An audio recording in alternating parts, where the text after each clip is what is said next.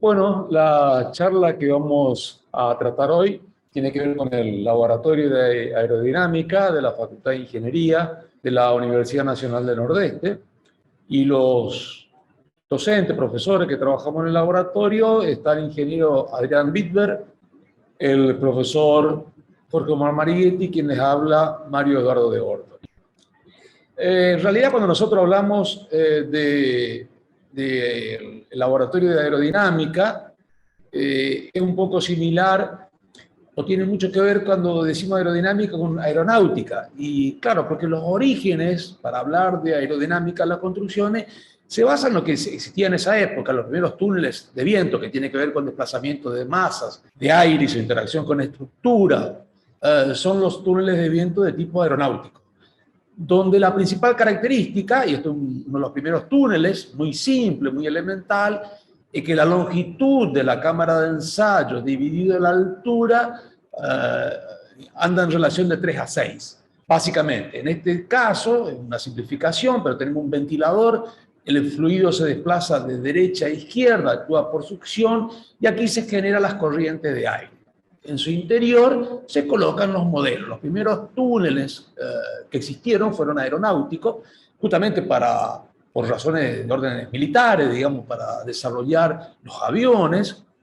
Claro, pero después comienza a desarrollarse, cuando finaliza la guerra, comienzan a desarrollarse estructuras porque se desarrollan nuevos materiales, nuevos procesos de cálculo que se hacen cada vez más altas, más esbeltas, y comienzan a surgir problemas sobre las construcciones. Claro, el conocimiento que estaba desarrollado en ese momento era la aeronáutica y por lo tanto los primeros ensayos hicieron este tipo de túneles de viento. Sin embargo, en la década del 60 aparece otro tipo de túneles de viento. Este, que es un túnel de viento de circuito cerrado, y este similar al que se ve en el margen superior izquierdo, otro tipo de túnel de viento, también abierto, el aire ingresa por el lado derecho y se expulsa por el lado izquierdo. Aquí estaría el ventilador. Y esta longitud de cámara de ensayo ya es sensiblemente diferente desde el punto de vista geométrico en cuanto a sus dimensiones, a sus longitudes, a este que era tipo aeronáutico. En este caso, la relación largo sobre alto debe estar ubicado entre 10 a 15. Son túneles de viento de capa límite, diferente a los túneles de viento aeronáuticos, y es lo que en esta exposición vamos a exponer conceptualmente en qué se basaron esas diferencias. Pero aquí ya están planteados los dos tipos de viento, los dos tipos de túneles de viento, los aeronáuticos y los de capa límite dedicados a la ingeniería, a lo que se conoce con el nombre de ingeniería de viento. Los túneles de viento de tipo aeronáutico presentan una variación de velocidades media en altura uniforme, es decir, no hay una variación con la altura. Dentro de la cámara de ensayo, si yo hiciera un relevamiento, la velocidad permanece constante y la intensidad de turbulencia local, es decir, el cociente entre la raíz cuadrada del desvío estándar dividido a la velocidad media, permanece constante y en números relativamente bajos, menor al 2%. Sin embargo, en estos túneles de viento, que son los que se dedican al ensayo sobre estructuras, túneles de viento de capa límite, diferente al aeronáutico, vemos que las velocidades de viento varían con la altura, comenzando desde cero en la base y aumentan potencialmente con un exponente variable con la altura. Y la intensidad de turbulencia, con diferencia de los túneles de viento aeronáuticos, son máximos en la base y disminuyen progresivamente con la altura. Bueno, ¿en qué se basan estas diferencias de velocidades? Lo que vamos a ver en esta exposición. Los túneles de viento aeronáutico,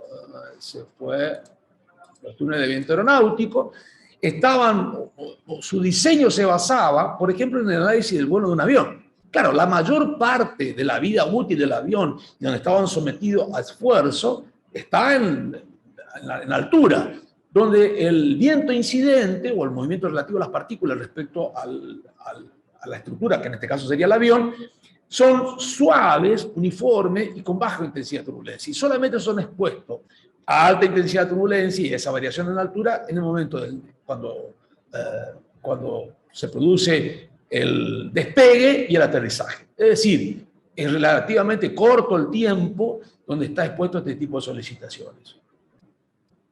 Sin embargo, y acá están los primeros modelos. Estos son los modelos de perfiles de ala avión que se llevan en estos tipos de túneles de viento. Y esto es algo característico, ¿no? Esto es interesante notar. Esto es ya una casita, una casa.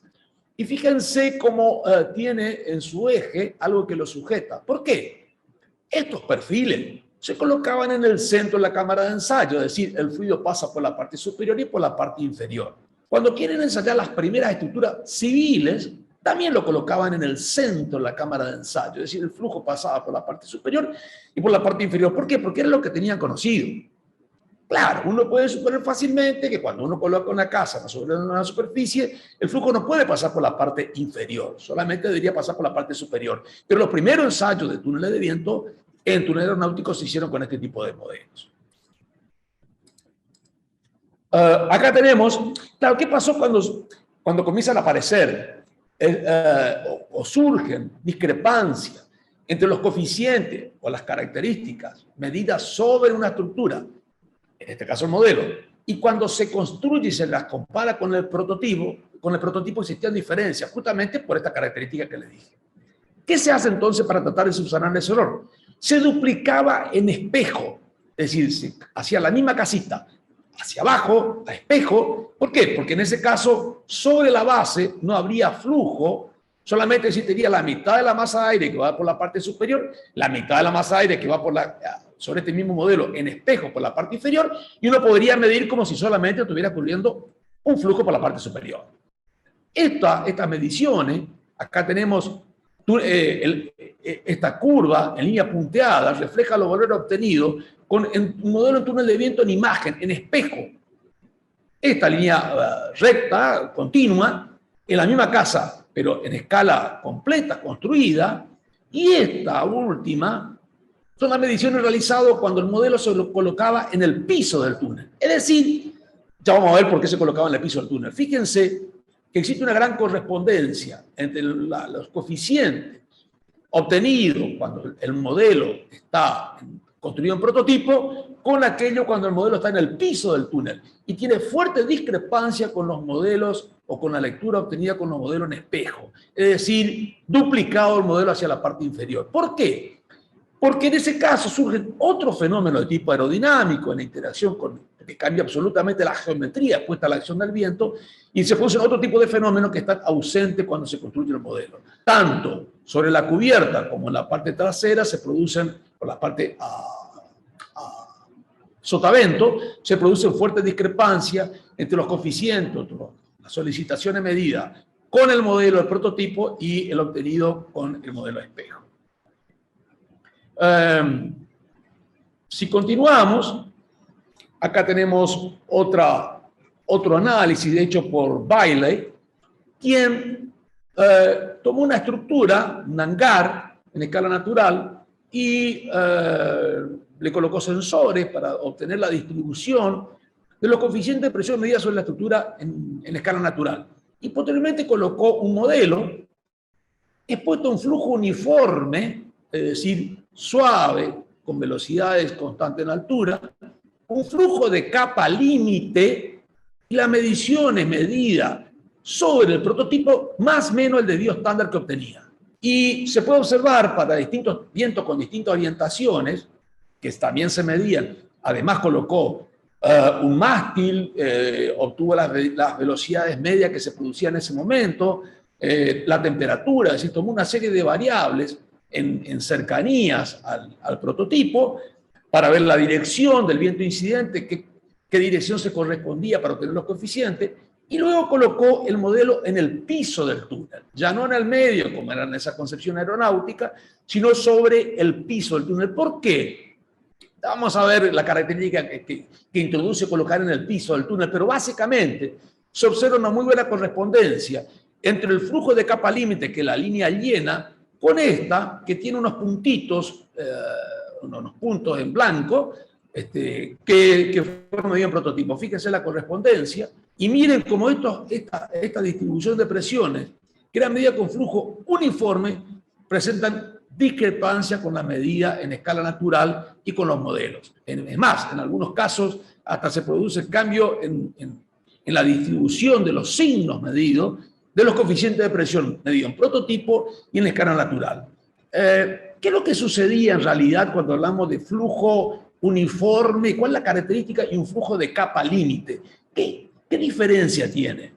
Bueno, acá tenemos otro ensayo hecho por Bailey y Vincent, ya con capa límite, sobre distintos tipos de estructuras, ¿no? Se profundizaron los estudios, pero en realidad, ¿cuál es la diferencia conceptual? Bueno, cuando nosotros tenemos un flujo, una masa de aire que se desplaza en el terreno natural, se desplaza sobre rugosidades. ¿Y qué pasa con esa masa de aire que viene soplando o desplazándose sobre la ingeniería de viento le llama tormentas bien comportadas, es decir, que se desplazan grandes longitudes sobre la superficie terrestre? Hay una variación de las velocidades en altura, siendo nula en contacto con la superficie terrestre o a una determinada altura, denominado plano superficial aerodinámica, y crece con altura. La variación de velocidad es media, o la velocidad no media, sino instantánea, puede ser representada por una velocidad media constante en altura más una componente fluctuante. ¿Y a qué se debe la componente fluctuante? Justamente a la interacción que existe con los obstáculos superficiales colocados. Por lo tanto, como hay más obstáculos en contacto con la superficie terrestre, aquí tendremos mayor fluctuación que a una determinada altura, donde las masas de aire que se desplazan no perciben la incidencia de la rugosidad superficial. Para describir esta variación media con altura, hay dos leyes. Una ley adimensional, que proviene de la ecuación de Navier-Stokes adimensionalizada y que presenta la variación logarítmica con altura. Y otra, que es una versión empírica, obtenida a partir de las contrastaciones con todas las mediciones realizadas en escala natural, que es afectada por una potencia. Esta potencia está caracterizada en función de qué tipo de rugosidad superficial estoy hablando. Esto lo podemos ver mejor en esta otra, en este otro power, donde vemos, por ejemplo, un centro de baja presión, alta presión. Entonces, ¿qué hace? Las masas de aire se desplazan hacia el centro de baja presión.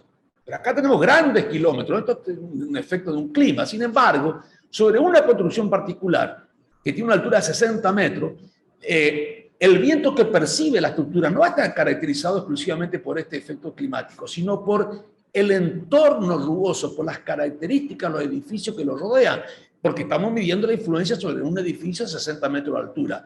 La escala interviniente en este caso respecto a la que origina el clima son absolutamente diferentes. Por lo tanto, los fenómenos que van a percibir no se corresponden exactamente o en correspondencia directa o están fuertemente correlacionados con este tipo de eventos que abarcan cientos de kilómetros.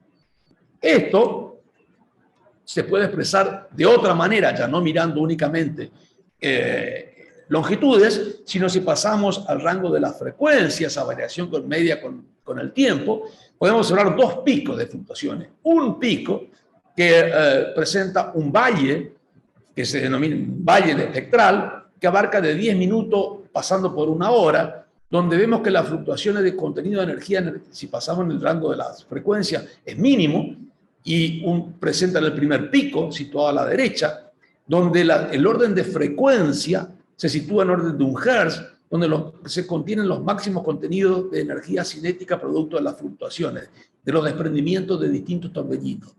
Otro segundo pico ya tiene que ver con el efecto climático. Pero esta separación, este valle, permite hacer una independencia estadística entre el trato que tiene que ver, o el tratamiento matemático que le voy a dar, a las fluctuaciones contenidas en el rango de máxima frecuencia y aquella de más baja frecuencia que tiene que ver con el clima. Justamente recién terminamos de ver que existía una diferencia en escalas o independencia en escala producto de la longitud, y acá lo estamos viendo en otro gráfico, esa diferencia de escala. De longitud que lo vimos antes, acá nos vemos en el rango de la frecuencia. Hay un pico correspondiente a la micrometeorología, que tiene que ver con los torbellinos y los desprendimientos y vórtices que se producen a nivel. Y otras fluctuaciones de contenido ya que corresponden al efecto climático. Lógicamente, cuando nosotros hablamos de una estructura, estamos hablando de la incidencia, de una variación media con altura variable que se corresponde con este promedio de 10 minutos a una hora, y las fluctuaciones contenido en este rango que tiene que ver con el pico micro meteorológico. Si nosotros avanzamos, aquí tenemos una fotografía típica de un terreno con una rugosidad uniforme, esto se corresponde a un terreno suburbano, Por lo tanto, la masa de aire que se desplaza adquiere las características vinculadas con la superficie sobre la que se desplaza. Entonces, seguramente la parte inferior va a estar caracterizado por remolino y desprendimiento de vórtices que se originan sobre este tipo de estructura. Sin embargo, podemos pasar a otro tipo de estructura, un centro de gran ciudad, donde las características evidentemente son distintas. Esto a nosotros nos ayuda o proporciona ciertas características de variaciones de velocidad de media con altura. Fíjense, para un mar abierto, rápidamente aumenta la velocidad porque no hay obstáculo en la parte superficial. Para un terreno suburbano crece más lentamente y mucho más lentamente para un centro de gran ciudad. Esto tiene que ver con la variable que tiene de esa potencia que hoy indicamos en la expresión, anteriormente al principio, aumenta cuando tenemos un centro urbano porque crece más lentamente y disminuye para un centro o mar abierto, donde las velocidades medias aumentan rápidamente con la altura. Lógicamente, si nosotros quisiéramos ahora vincularlo con la intensidad de turbulencias y las fluctuaciones, el RMS de la variación en el tiempo a una velocidad dividido la velocidad media, tenemos menor intensidad de turbulencia en esta zona que en un centro de gran ciudad, porque los remolinos y desprendimientos que van a originar variación instantánea de velocidad acá son mucho más intensos que en esta parte de un mar abierto. Esa característica, la diferencia característica, es lo que se traduce, viéndolo ya sobre estructuras superficiales, en la interacción de las masas de aire con desprendimiento de vórtices, que tiene que ver con las características geométricas, con las dimensiones, con la altura, con la densidad superficial en planta de las edificaciones, que son los que van a introducir los desprendimientos de vórtices y darle las características fluctuantes a medida que la masa de aire se desplaza sobre la misma.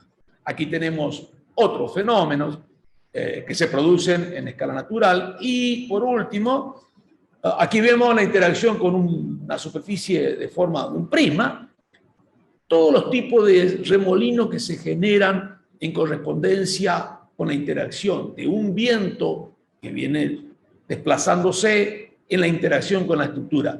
Todas estas características aerodinámicas de desprendimiento y remolino son las que van a impactar quizás sobre la estructura que nosotros estamos estudiando. Por lo tanto, ya estamos observando que si queremos tener una estructura particular, deberíamos reproducir el entorno inmediato a la estructura que nosotros consideramos que va a influir en la caracterización del viento incidente sobre la estructura.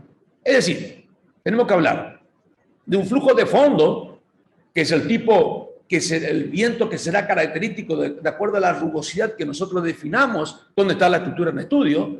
Y aparte ese viento de fondo interactúa con la estructura próxima a la de estudio porque le introduce desprendimiento y característica particular a las fluctuaciones de velocidad. Aquí tenemos otra representación, tenemos una variación de velocidades media en altura, pero con fluctuaciones en el tiempo para un lugar característico. Estas fluctuaciones, ¿por qué se dan? Por la transferencia de cantidad de movimiento, de masa de aire que se desplazan de capas de masa de aire con diferente cantidad de movimiento que se desplazan de un lugar a otro, como el flujo incompresible. Al llegar tienen que desplazar la masa equivalente a la que ingresa y se producen distintos remolinos. Por lo tanto, a una velocidad, a una altura, tenemos una velocidad media característica más la parte fluctuante. Esto produce, claro, cada uno de estos desprendimientos y características que se producen en la estructura que está cercana al estudio, tiene distintos picos de espectros. Si yo midiera por ejemplo, sobre la superficie del modelo, yo tomara las fluctuaciones de presiones, seguramente la fluctuación de presión medida sobre esta superficie va a presentar picos espectrales en correspondencia con estos desprendimientos de vórtices. Por lo tanto, la presión, las fluctuaciones de presión que actúa sobre el modelo no están exactamente en correspondencia con las fluctuaciones de velocidades contenidas en el viento incidente. Porque la misma estructura genera nuevos remolinos, nuevos picos de presiones que se encuentran sobre la estructura principal. Y esto, por supuesto, introduce modificaciones en el estado de carga. Si nosotros vemos, esto sería un espectro de un viento incidente. Fíjense que para un determinado rango de frecuencia, la energía disminuye en el viento incidente. Sin embargo, cuando mido en el espectro sobre la estructura, esta es la turbulencia de la capa límite del viento incidente, y cuando debería comenzar a disminuir progresivamente, porque los remolinos ya son muy pequeños, existe un segundo pico, porque estas fluctuaciones, este espectro, lo estoy midiendo sobre la estructura, y la turbulencia generada por la estructura. Por lo tanto, nosotros cuando determinamos la carga sobre un modelo, debemos tener en cuenta que el viento incidente no es exactamente igual al estado de carga de la estructura, porque hay remolino que se genera por la interacción del viento con la estructura misma en estudio. Esto hizo que se desarrollen esos segundos túneles de viento que estuvimos viendo recién, aparte del aeronáutico, un túnel de viento denominado de capa límite. Esto dio origen a algo que se conoce con el nombre de ingeniería de viento. Un túnel de viento de capa límite, circuito abierto, que es como el que tenemos en la Facultad de Ingeniería de la UNE, se produce o se caracteriza por el ventilador colocado en el extremo, entonces actúa como soplador, digamos, hacia la derecha, pero donde se coloca el modelo en la zona succión. ¿Por qué? Porque los filetes están lo suficientemente paralelos y yo puedo trabajar al viento, le puedo dar características como yo deseo. Sin embargo, la salida del ventilador se produce con un fuerte rotacional que está ausente en el flujo de viento atmosférico, por lo tanto, para poder trabajar después del soplador, yo debería tratar de corregir la dirección del flujo y es un trabajo adicional. Por ello, es que se trabaja en la parte de succión. ¿Cómo se caracteriza? Bueno, una partícula que está acá, tiene velocidad cero, se enciende el ventilador, se genera un efecto de succión, se introduce las líneas de corriente lo más paralelo posible. Acá se colocan unos rectificadores que se llaman una colmena, que son unos conductos que tratan de introducir paralelo. Y estos conductos también introducen una escala de turbulencia mínima, o máxima, mejor dicho. Y luego se colocan obstáculos para reproducir ese viento atmosférico que yo mencioné. Se reproducen en escala los modelos del entorno y aquí estaría la estructura principal de estudio. Esto es las componentes típicas de un túnel de viento de capa límite.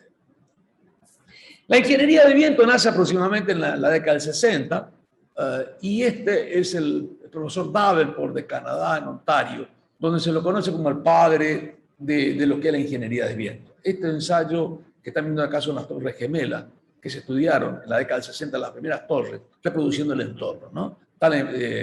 Bueno, en esa década, cuando surgen estos tipos de túnel de viento característicos, denominados túnel de viento de capa límite, cuya principal característica es que permite reproducir el viento atmosférico. Y se desarrolla lo que es la ingeniería de viento. La definición de ingeniería de viento que trata la incidencia del viento atmosférico sobre la actividad del hombre en contacto con la superficie terrestre. Justamente lo divide en la ingeniería aeronáutica, que el avión está volando en altura y no está en contacto con la superficie terrestre. Dentro de la ingeniería de viento entraría dispersión de contaminantes en la atmósfera, efecto del viento sobre edificios, energía eólica, dispersión de contaminantes, efectos de ráfaga sobre los peatones, es decir, automovilismo, todo lo que tiene que ver el viento en contacto con la superficie terrestre y que incide sobre la actividad del hombre. Bueno, esto es un poco lo que comprende la ingeniería de viento. Otro tipo de estudios que se hacían ya, este es el Empire State Building, hay un interesante dato sobre esto. Una vez construido el Empire State Building, se produce o se desea construir un edificio cercano y se hace un ensayo en túnel de viento colocando el Empire State Building y el nuevo modelo. Y el momento torsor sobre el Empire State Building aumentaba en un 200%. La pregunta es a quién le toca reforzar el edificio.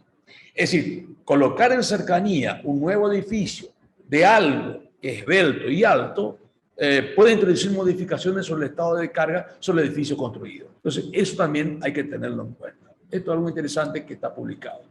¿Cómo se hicieron el desarrollo de lo que es ingeniería de viento? Bueno, en Gran Inglaterra, sobre una estructura simple, se hizo un sistema que se podía variar el ángulo, la inclinación de la cubierta, se colocaron sensores, tanto sobre las paredes como en la cubierta, en cercanía a ello había una estación meteorológica, entonces se tomaba datos en escala natural y luego se reproducían túneles de viento para determinar las características y cuáles deberían ser las condiciones de simulación.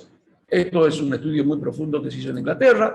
Acá están cómo se variaban las alturas y se medían no solamente la distribución de presiones, sino también los estados de carga mediante células de carga colocadas de forma conveniente sobre las paredes. Y acá está la estación meteorológica con distintos anemómetros colocados a distinta altura. Se medía temperatura, presión, es decir, todos los datos meteorológicos necesarios para caracterizar al viento incidente. Fíjense que es un campo, una superficie plana, sin obstáculos en el entorno. Bueno, acá tenemos ya el túnel de viento de nuestra facultad, se llama túnel de viento Yasser Gorecki, en honor a quien fue el que envió el primer bosquejo. Cuando lo envió el anteproyecto tenía medidas tentativas, y las medidas definitivas las elaboramos en la Facultad de Ingeniería de la Universidad Nacional del Nordeste en función del equipamiento y las disponibilidades que teníamos. Ya falleció, es un profesor que se dedicó a la parte aeronáutica, era ingeniero aeronáutico y tuvo gran incidencia en los túneles de viento de Porto Alegre de la Universidad Federal do Rio Grande do Sul de Brasil, ya que el profesor Bleisman, que fue profesor en la Universidad de Porto Alegre, hizo la tesis de doctorado con él. El anteproyecto de él llegó a manos del ingeniero Natalini, nuestra facultad, que también ya falleció, y se comenzó esta idea de construir el túnel de viento en nuestra ciudad. Y lo pudimos traer en 2 oportunidades al profesor Gorecki a nuestra facultad para que pueda ver y aportar ideas sobre el proyecto que estábamos desarrollando en el túnel de viento en nuestra facultad. A continuación, seguimos avanzando, deberíamos por acá está. Este es el túnel de viento. Lo que voy a describir ahora es un poco el proceso constructivo de este túnel de viento. Un túnel de viento de circuito abierto. El aire egresa por el difusor. Esto tiene aproximadamente 19 metros de largo. En total tiene 36 metros de largo de punta a punta. Y está en un gran hangar de la Facultad de Ingeniería. Son hangares norteamericanos que vinieron en su época. Bueno, acá está el interior de la cámara de ensayo. Fíjense que yo le dije que la relación longitud sobre altura está entre 10 y 15. En este túnel está en 12,5 aproximadamente. Tiene 2,40 metros de ancho, 1,80 metros de alto. Y acá en la parte donde ingresa el fluido tiene 480 por 360, el doble. Siguiendo con esto acá era donde se iba a construir el túnel. Son las primeras imágenes del hangar. El hangar tiene 40 metros de lado en planta. Al principio se utilizaba como depósito de poste en el frente del hangar. Acá vemos el interior. Estaba abandonado, pertenecía al ex Aeroclub de Resistencia y claro, después ya quedó en el centro de la ciudad con construcciones aledañas y tuvieron que trasladarse. Al abandonar esto se puede desarmar íntegramente, pero era más barato dejarlo en el lugar y donarlo a la facultad que trasladarlo. Entonces nos donaron y ahí es donde se pensó construir el túnel de viento. Acá está. O sea, acá ya se está construyendo la cámara de ensayo, todo con madera. Lo que es destacable es que el 100% de las partes del túnel de viento se construyó con personal de la facultad. Se sigue construyendo, dándole forma a lo que era la cámara de ensayo, como yo le dije, 240 por 180. Seguimos. Se va haciendo el cerramiento. Estas partes son la parte del convergente, que estaría al inicio de la cámara de ensayo. Estas curvaturas fueron siguiendo expresiones matemáticas dadas por algunos libros que refieren a esta característica. Acá se está colocando la parte del convergente. Ahí está en su puesta. Fíjese, al final todavía tenemos la cámara de ensayo, no está colocado ni el ventilador ni el difusor. Solamente está el esqueleto de la cámara de ensayo. Nuevamente podemos seguir viendo. Acá ya se está finalizando. Acá en el frente lo que está faltando es la colmena, que son una serie de tubos cuadrados y son prismas. De lado tiene, creo que 2 pulgadas por 2 pulgadas, 60 centímetros de largo, que sirven para introducir una acomodar de alguna manera la línea de corriente de forma paralela entre ellas, y de 2 pulgadas de lado, de frente, eso permite establecer cuál es la máxima escala de turbulencia que se permite en el ingreso de la cámara de ensayo. Acá tenemos ya acá tenemos la primera mesa de ensayo, que es el inicio, que sería como si fuera un túnel de viento aeronáutico. Sin embargo, para la aplicación civil, el modelo lo vamos a colocar acá, porque todo este espacio vamos a colocar obstáculos para reproducir ese viento de capa límite que le estuve mencionando al principio. Pero, si quisiéramos hacer un ensayo sobre flujo uniforme y con baja intensidad de turbulencia, deberíamos venir a esta primera mesa de ensayo que está al inicio de la cámara de ensayo, que le estuve mostrando recién. Estamos viéndolo un poco más. Esta estructura es porque en el interior de la cámara de ensayo se colocó un techo móvil. ¿Con qué intención? De poder ampliar si se coloca un modelo muy grande o poder bajarlo y disminuir la sección transversal. Acá está, es un techo. Esta sería la cubierta del túnel, pero en la última parte, los últimos 11 metros, tiene 3 paños articulados que podemos desplazarlo en altura más o menos 30 centímetros respecto a ese 1,80 m que yo mencioné, para poder aumentar y disminuir la sección transversal en esa sección. Acá está el sistema, son unos gatos que se pueden mover. Este es el ventilador, 2,25 m, este es el motor. Este motor fue donado por la ex Agua y Energía, era un motor que estaba abandonado y nos donaron. El sistema de arranque no lo tenía, el sistema de arranque se lo hizo con personal de la facultad, con ingeniero mecánico, a través de contactores, 2,25 m de diámetro, y es colocado en el extremo del túnel de viento. Continuamos con esto. Acá está la base sobre la cual se apoyó. Estamos ya en la parte final, colocando el motor, perdón. Esta es una transición, es decir, no nos olvidemos que estamos pasando de la cámara de ensayo de una sección rectangular a algo circular, por lo tanto tenemos la transición, que acá ya está colocada. Acá estaría al final de la cámara de ensayo. Acá se coloca el modelo en estructura para la parte civil. Acá, al final de la cámara de ensayo. Acá hay una tela Otis, que nada más que para que si se desprende algo no pase hacia el ventilador. Este elemento es un regulador manual que lo que hace es baja el rendimiento del ventilador, por lo tanto disminuye las velocidades en el interior, variando la línea de corriente sobre el aspa del ventilador, y podemos tener una regulación bastante precisa de valores muy bajos de velocidad de circulación. Este sistema de arranque, como le dije, es manual. Son resistencias de alambre con sistema de contactores que permiten ir avanzando en función de la potencia requerida. Este es el difusor, ¿no? Acá estaría el ventilador. Esto viene a continuación y a la salida tenemos 3,60 m de diámetro. Bueno, no. Adelante. Ahí está colocado. Y acá está finalizado. Circulación, entonces, en túnel de viento de capa límite abierto, ingresa el flujo de aire, sale por el extremo izquierdo, el interior de la cámara de ensayo, acá colocamos los modelos, y acá ya tenemos en la vista el interior de la cámara de ensayo. La mejor forma de reproducir un viento de capa límite, es decir, con esa variación de velocidades media con la altura, con máxima intensidad colocada, máxima intensidad de turbulencia en la parte inferior que disminuya con la altura. La mejor forma colocando obstáculos, estos obstáculos, las dimensiones en la base, la altura y la densidad superficial, es dimensionada de acuerdo al tipo de flujo que yo quiero caracterizar. Esta corresponde a un terreno suburbano.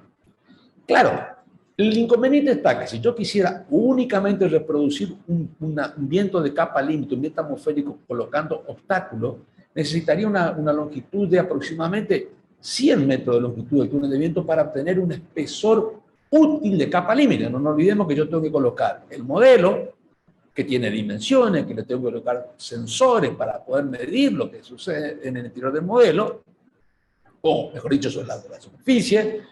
Tengo que instrumentarlo, por lo tanto no puede ser muy chiquitito.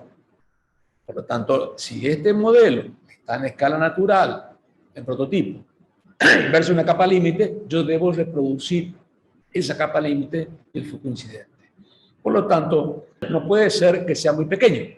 ¿Qué quiere decir esto? que debo crecer rápidamente esta variación de la velocidad media con altura. Para ello, se diseñaron distintos equipamientos que ayuda a reproducir de forma más rápida ese espesor de capa límite. Voy a colocar al principio de la cámara de ensayo algunos obstáculos ya caracterizados que ayudan a reproducir en menor distancia una capa límite de suficiente dimensión. Son distintos equipamientos, tenemos el equipamiento de Cunningham, de Standen, estos son los de Standen. Hay otros tipos de equipamientos que fueron probados en la Facultad de Ingeniería para obtener mayor espesor de capa límite donde se coloca el modelo. Eso para simular en forma total este tipo de Standen, que son equipamientos caracterizados, hace una reproducción parcial de capa límite, ¿no? Bueno, acá tenemos, ¿qué significa esa simulación? Eso que estuvimos denominando como a trabajarlo el flujo. Fíjense, este perfil de capa límite, estos puntitos fueron medidos en el interior del túnel y se superpone la ley potencial de velocidades con exponente 0.25, que sería característico del viento atmosférico. Fíjense que la variación se ajusta perfectamente. Esta es una distribución a partir de fórmulas obtenidas en atmósfera, en medición en escala natural. Se obtuvieron las expresiones empíricas y estos son los medidos, los puntitos son los medidos en el túnel de viento en frecuencia a partir de registrar en un determinado tiempo, en una determinada altura, dice que siguen exactamente la variación de las velocidades, del contenido espectral de un viento real en escala natural. Estas son las intensidades de turbulencia que también se comparan con las medidas en atmósfera. Fíjense que aumentan a medida que me acerco a la base y disminuyen en altura. Y acá ya tenemos la característica de la escala integral de la turbulencia. Esa fluctuación en altura se convierten en dimensiones de longitud a partir de la hipótesis de estadística y aplicando el principio de la turbulencia congelada. Por lo tanto, es posible obtener unas medidas de longitud que determinan longitudes medias estadísticas, característicos de las máximas fluctuaciones en la atmósfera, y se debe reproducir en el túnel de viento. Y estas son la distribución de la escala de longitud con la cual se va a construir el modelo, que también tiene que tener en cuenta características geométricas y también tiene que tener en cuenta las características fluctuantes de estas escalas turbulencia de longitud que yo les mencioné. Bueno, acá está el espectro que le estuve mostrando inicialmente. Fíjense, esta turbulencia generada sobre la estructura. Esto es lo que se mide realmente cuando uno coloca un modelo. Y acá, para finalizar, algunos ensayos típicos que hicimos, la Catedral de La Plata. Miren, acá están los obstáculos que se tuvo que reproducir para estudiar para determinadas direcciones. Esto se hizo cuando se quiso completar la Catedral de La Plata. Tiene aproximadamente 120 metros de altura, estas torres, en estilo gótico. Y todo lo que es el estudio aerodinámico se hizo en el laboratorio de aerodinámica de la UNE. Dispersión de contaminantes en la atmósfera, para esto se desarrolló una tesis de doctorado.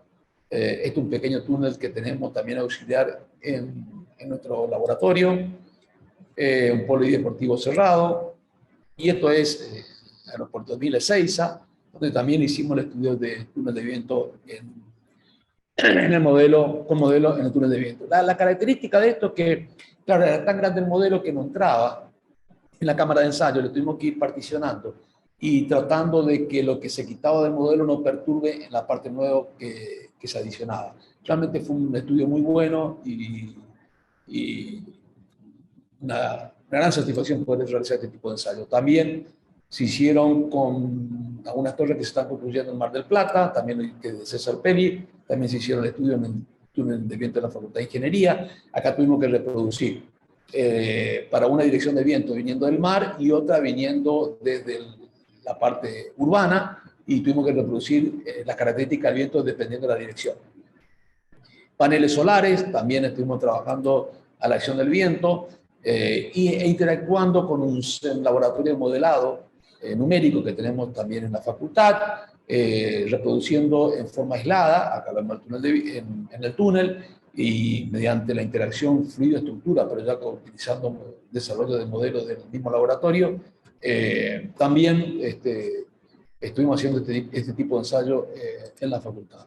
Por último, dadas las dimensiones que tiene nuestra cámara de ensayo, que son mayores que la Universidad Federal de Río Grande do Sul, estudiamos la construcción o se hizo la determinación de las cargas sobre uno de los edificios más altos de Camboriú, y tuvimos que reproducir el entorno que lo rodea en el túnel de viento de nuestra facultad, y lo compartimos con el laboratorio de aerodinámica de la Facultad de Ingeniería de la Universidad de Porto Alegre. Aquí está. Otro estudio que se hizo en el túnel de viento de la UNA. También se realizaron un estudio topográfico en conjunto con el INEMCO de Salta sobre una pequeña estructura, y lo estaban estudiando la determinación de coeficiente de transmitancia térmica, y eso generalmente se lo estudia en condiciones estáticas, y acá lo instrumentaron esta pequeña cabaña donde para ver las variaciones que se producen por efecto del viento, y también lo estuvimos para la reproducción del túnel de viento de la UNA. Bueno, esto es todo que tenía para mostrarle, vinculado a lo que es la ingeniería de viento, el laboratorio de aerodinámica y específicamente el túnel de viento de la Facultad de Ingeniería. Por ahora nada más, y por supuesto quedamos atentos a quienes tengan preguntas o quieran algún tipo de alguna inquietud al respecto. Estamos abiertos para poder compartir con ustedes otro tipo de charla. Muchas gracias.